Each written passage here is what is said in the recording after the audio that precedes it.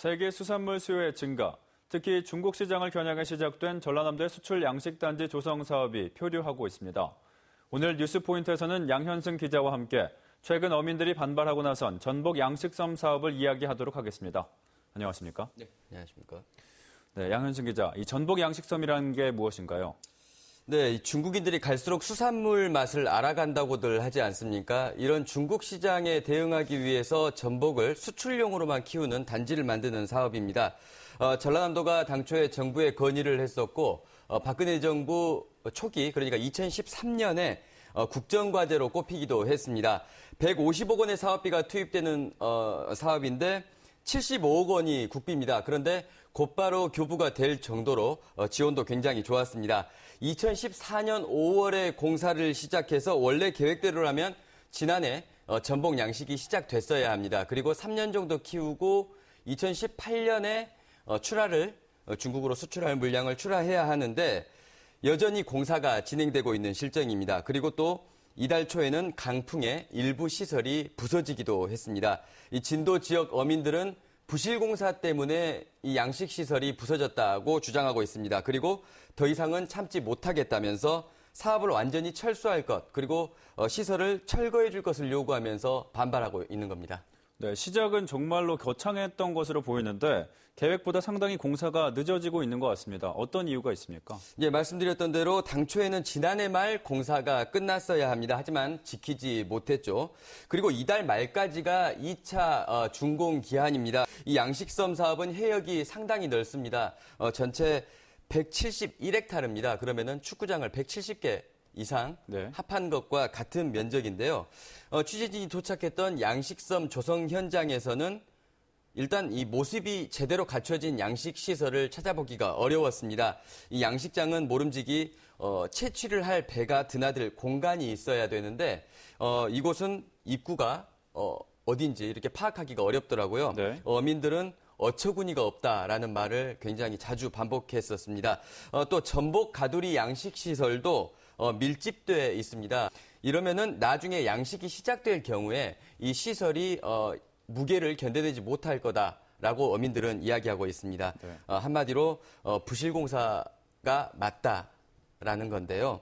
이 사업을 추진해왔던 전라남도 해양수산과학원은 아직 완공된 단계가 아니기 때문에 부실공사를 판단하기에는 이르다는 입장입니다. 네, 그래도 사실 그런 양식장 시설 같은 경우에는 어민들이 정말 전문가일 텐데요. 뭔가 양식시설 공사에 문제가 많이 있고 제대로 되지 않았기 때문에 이 어민들이 반발을 하고 있는 거겠죠? 예, 그렇습니다. 완도가 전복 생산량의 7, 80% 이상은 차지한다라고 얘기를 하고 있지 않습니까? 네. 진도 지역 어민들은 이렇게 얘기를 했습니다. 완도 어민들이 와서 양식장을 보면은 웃음도 안 나올 것이다. 라고 이렇게 이야기를 했는데 가장 큰 문제는 닻이라고 꼬집었습니다. 이 닻은 시설이 조류와 파도에 휩쓸리지 않도록 고정을 시켜주는 역할을 하는 건데 이 닻이 제대로 투하되지 않았다는 겁니다. 원래 개별적으로 각자의 방향에서 이 시설을 고정을 하는 그런 역할을 해야 하는데 전복 양식섬에 설치된 닷줄은 상당수가 엉켜있는 상태였습니다. 이 해양수산과학원은 3,200여 개의 닷이 설계상에 설치될 예정이다. 라고 이렇게 이야기는 하고 있는데 과연 현재 몇 개의 닷줄이 꼬여 있는지는 실태를 파악하지 못하고 있습니다. 현장의 문제가 어떤 규모인지 정확히 파악하지 못하는 상태에서 뭔가 해결책과 해결 방법 그리고 대책을 내놓는다는 게 더 이상한 일일 수도 있겠습니다.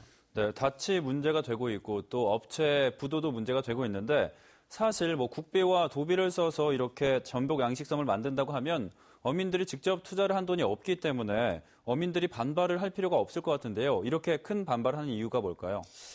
전라남도의 사업 추진 과정에 좀 석연치 않은 구석이 있었습니다. 이 사업은 당초 국비와 도비를 써서 시설을 만드는 사업이었습니다. 그리고 나서 추후에 위탁을 민간에게 주어서 운영은 민간이 할 수 있도록 한다라는 그런 취지였는데 전라남도는 그런데 어찌된 영문인지 시설 공사가 이루어지기도 전에 어민들에게 사업 참여를 요구했던 것으로 나타났습니다. 이 반발하고 있는 어민들은 전라남도의 제안에 따라서 주식회사를 만들었었고 또 법인을 만들었더라고요. 이 사업에 참여하라고 요구해놓고서는 전라남도가 뒤늦게 민간 위탁은 추후에 공정한 절차를 거쳐서 선정하겠다고 말을 하고 있으니까 어민들이 황당해하는 겁니다. 여러 가지 상황들을 좀 종합을 해보면 어민들의 화가 당분간은 이렇게 잦아들 것 같지 않은데요. 앞으로는 어떤 절차들이 남아 있습니까? 이 사업비 절반을 냈던 해양수산부가 최근에 일단 현장을 찾아와서 실태를 파악했습니다. 어민들도 만났고요. 또 어민들은 사업의 완전 철수 그리고 담당 공무원의 사과 그리고 문책을 요구하고 있기 때문에 반발은 당분간 계속될 전망입니다. 일단 전라남도는 10월 정도까지로 예상되는 이 공사를 계속 진행하겠다는 입장인데 어떻게 될지 좀 지켜봐야 될 것 같습니다. 네, 150억이라고 하면 정말 큰 예산인데 이미 계획을 지키지 못했기 때문에 그 원인을 잘 파악하고 해결해야 될 것 같습니다. 양현승 기자 수고하셨습니다.